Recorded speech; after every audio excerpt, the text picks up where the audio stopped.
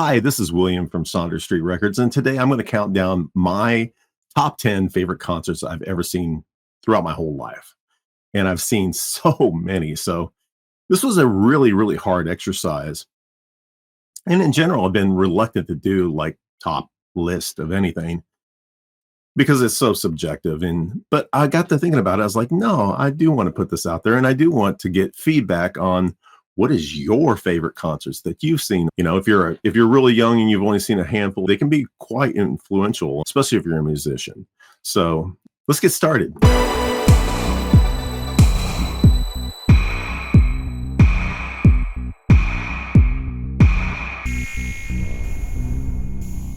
There were certain criteria I used to rank every single one of these. And I had a lot to go through to try to get to this point, but here's what I used. I used the venue match, the experience based upon the venue, because there's a sweet spot. You can't put, a big, rock anthem thing into a small little dive bar and have it really be the same experience as what that big arena is. A venue has to match what the artist really is. And sometimes when that lines up perfectly, it is absolutely magical. So the venue match is the first criteria. The second was the strength of the performance.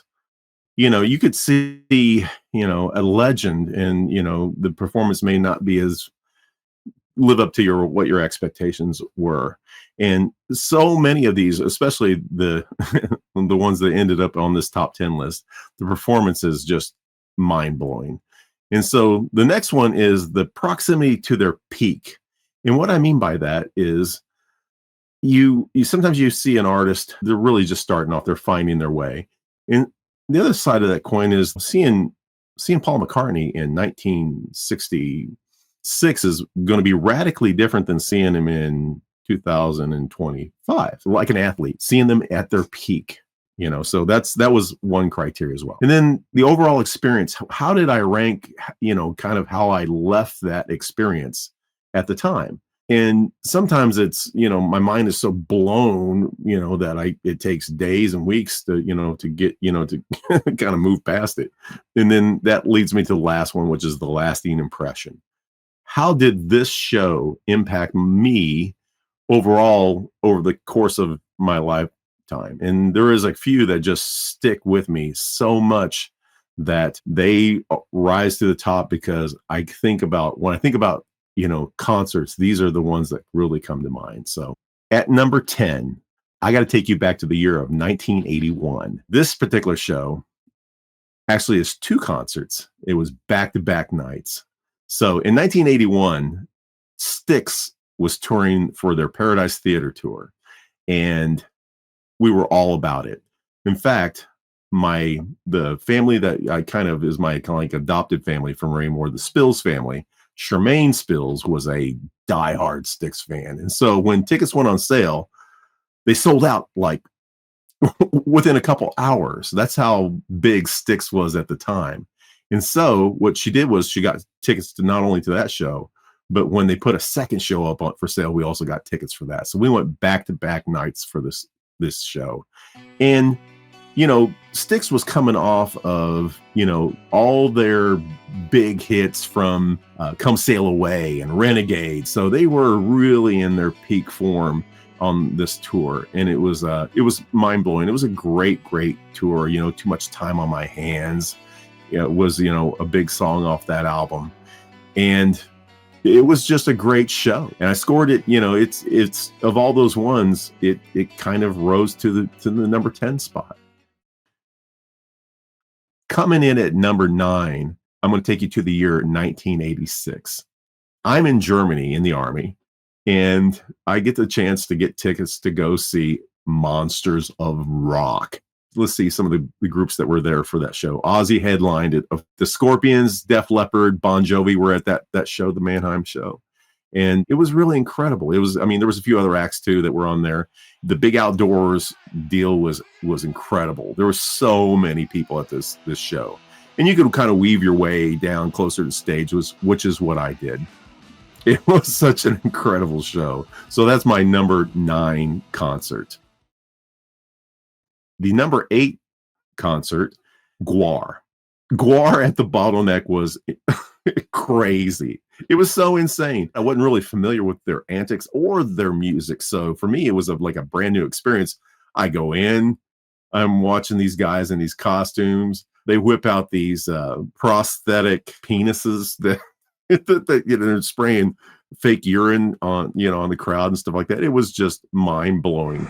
And the music was so appropriate for what that experience was that it left such a lasting impression on me that I was like, oh my gosh, this was theatrics done right. The only other show that was similar to that was I also saw at the Bottleneck was the Impotent Sea Snakes, but really Guar scores on the slot simply because they were such a mind blower.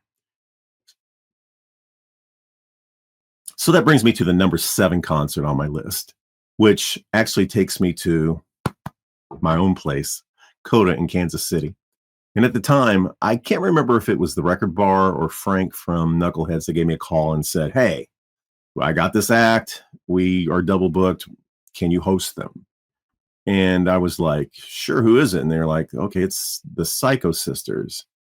Just on name alone, I was like, "Sure, absolutely." And so that gave me an opportunity to actually look to see who the Psycho Sisters were. And keep in mind that, Coda, I kind of branded it as a listening room. So it's a small venue, small music venue, and very intimate. And, but wow, uh, this was like one of the most incredible surprise shows that I'd ever seen. And I was, running sound for this and got a chance to hang out with these ladies. And so this is who Psycho Sisters are. It's Susan Cowsill. And of the Cowsills, which is this legendary late 60s music group where, it's a big family. Basically, it's the family that the Partridge Family was based upon. So Susan was the youngest of all those kids. And her voice is just like butter. It's just amazing. And so her and Vicky Peterson of the Bangles, who I loved, I couldn't help but love a lot of the Bangles tunes. In particular, Hazy Shade of Winter, I think is the name of the tune. That's incredible. It's really well done. And so I was a fan. So having Vicky and Susan on stage, I got, here's a clip.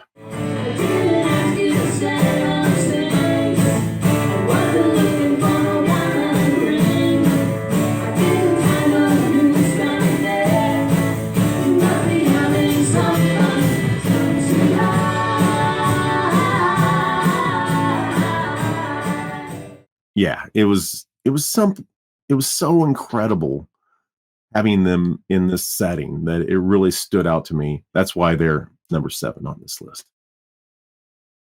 At number 6, we're going to go to the year 1980. Fleetwood Mac was on their Tusk tour, and so they were coming through Kansas City. And again, Charmaine got us tickets for this show because she was also a huge Fleetwood Mac fan. And Fleetwood Mac on the Tusk tour, I think this is their peak. I think that on this tour, they were just so mind-blowingly good. It was shocking to me. Even as a Fleetwood Mac fan, I was shocked at the performance level of this show. It was incredible. It was simply incredible, the show they put on at Kemp Arena here in Kansas City. So that's why they are my number 6 concert I've ever seen. Okay, at number 5, I got to take you a little more current, which is 2004. And at the time, I was seeing a lot of shows at the Grand Emporium, rest in peace. It was probably overall, if I think about all the venues that have kind of come and gone, taking Coda out of the mix, I really think it's a toss-up for me personally between the Grand Emporium and Harling's. Harling's upstairs will always hold a special place in my heart because that was my first gig in Kansas City. And I wanted to buy the place, but I couldn't get any information on on doing so. But anyway, the Grand Emporium had so many incredible shows that were really tailored for that smaller venue too. And I saw some crazy stuff go through there. Um, Acts that would later on become a lot bigger. But my favorite was O'Teal and the Peacemakers. This show was simply a mind. I had been playing with a guy here locally named Scott Hoskins, and he could scat really well. But O'Teal Berberidge, his ability to play the bass and scat at the same time was unreal. I'd never seen anything like it at the time. And yeah, I left there just with my jaw on the dragging the floor. It was so crazy. And when you see somebody who has that kind of talent level, it does one of two things. It'll either inspire you as a musician, it'll inspire you, or it'll say, I'll make you want to put the instrument down and not pick it back up. And so there was a hot minute there after I saw that show, I wasn't going to play any bass guitar. I was just like, why bother? Why bother? This guy is so crazy. So anyway, that's that show. Talk about another venue that's kind of come and gone. I got to take it back to 1999 and a place called the Beaumont Club. If you're familiar with Kansas City, the Beaumont Club is where now Char Bar exists. It's right there on Pennsylvania, right in the heart of Westport. And at the time, the Beaumont Club would handle these touring acts that were kind of coming through. And there was a lot of notable acts that ran through the Beaumont Club. But the one I'm talking about is Steve Vai. Steve Vai, from me to my door right there, I was standing watching this man play. And there's something about live performance, when you're in the studio or when you're in, at home or wherever it is that you, as a musician, you're performing and working out stuff, it's all, you can always do something a little bit better than what I feel live performance is. And live performance really is your base.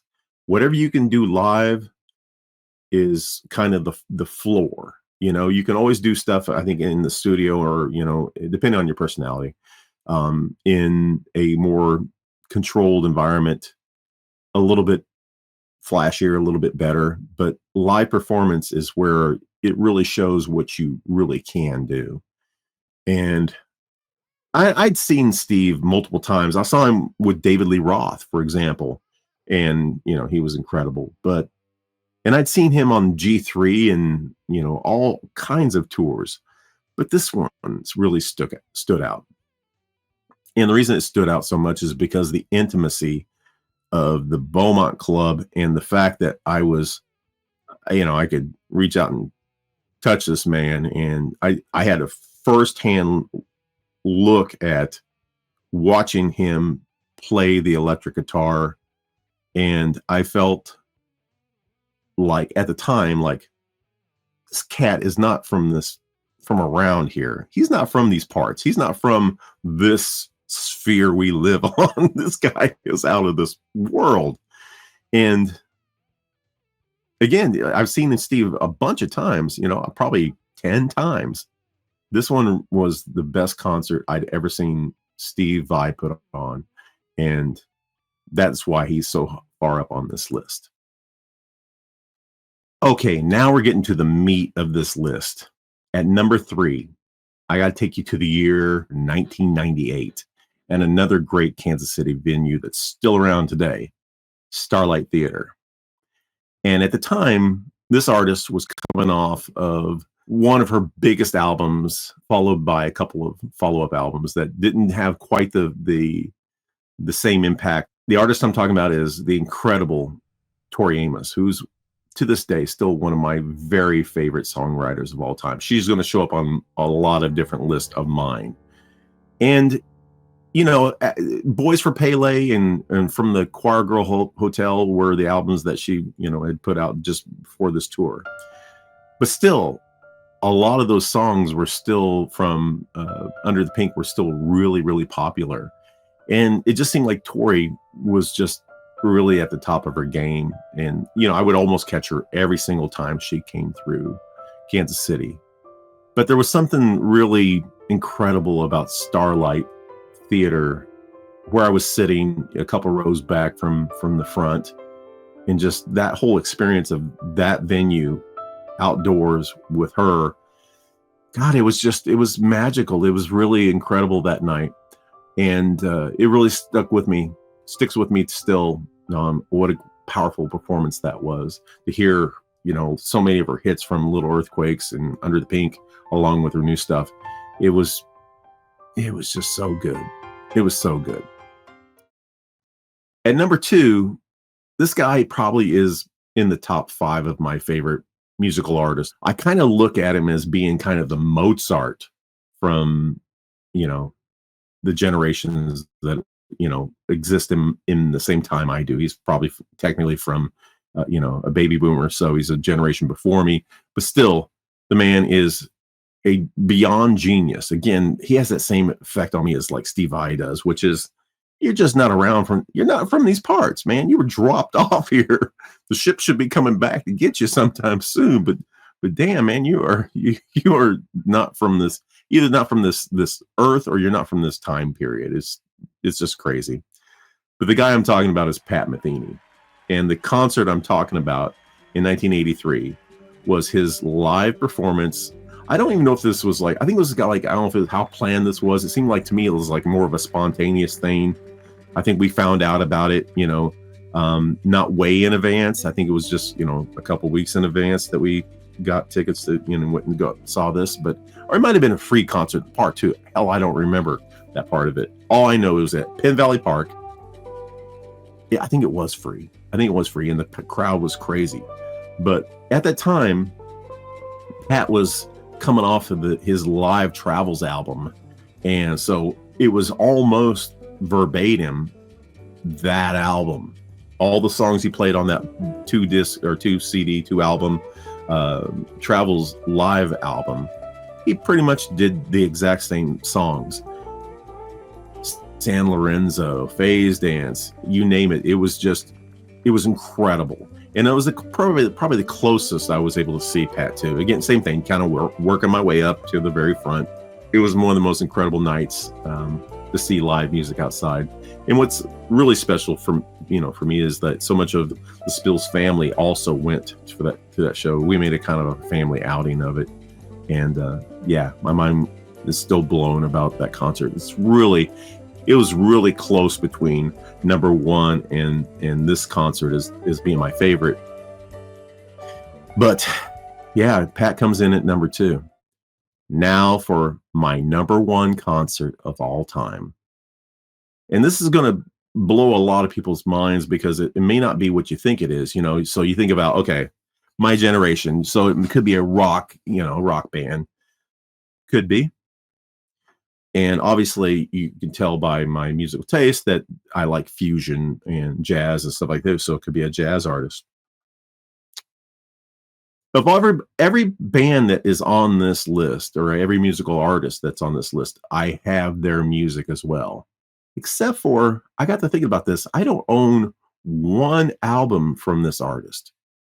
It's shocking because you would think if it's the number 1 concert I've ever seen, that I would also want to have recordings of her. But unfortunately, I don't. I don't have one single recording of her. And I think psychologically in my brain, nothing I hear from a recording is ever going to live up to what the experience was that I had live. And again, this concert is at Starlight Theater in Kansas City, Missouri, outdoors. And Gerard Spills talked me into going seeing this with him, and I believe he got tickets for it. And I'm going to be forever grateful for him doing so, because this concert stays with me to this day as far as the impact. No, I want to say this really, really clearly. No singer I've ever seen live has ever given me that crazy hair standing up on the back of your neck, that goosebumpy thing that kind of comes that some people can get out of you. And I swear to you that this woman did this to me at least 10 times during her performance.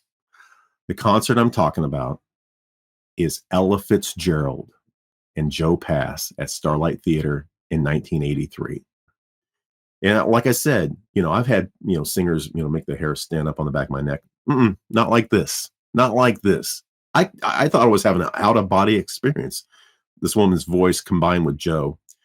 And that aspect of it, I don't want to overlook too.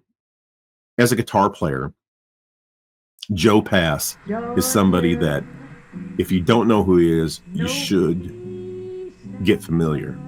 And why is because he's really one of the great masters of the fretboard that you can ever hear. His ability to maintain in bass lines, through chord inversions and be able to carry melody, rhythm, and bass line, moving bass lines all at the same time was, again, just I couldn't take it. It made me never want to play guitar again.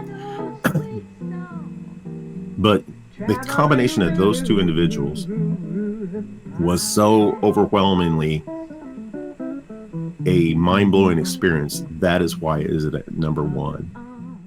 So I hope you enjoyed my list. I am really anxious to hear maybe what yours are. Maybe drop like your top 5 concerts in the comments below. And yeah, I'm just curious of what yours would be. I think concerts have a way of influencing us and having an impact on us that kind of sticks with you. It's one of the experiences that you always have with you your whole life. Anyway, I hope you enjoyed it. Give me your feedback and we'll see you around. Bye.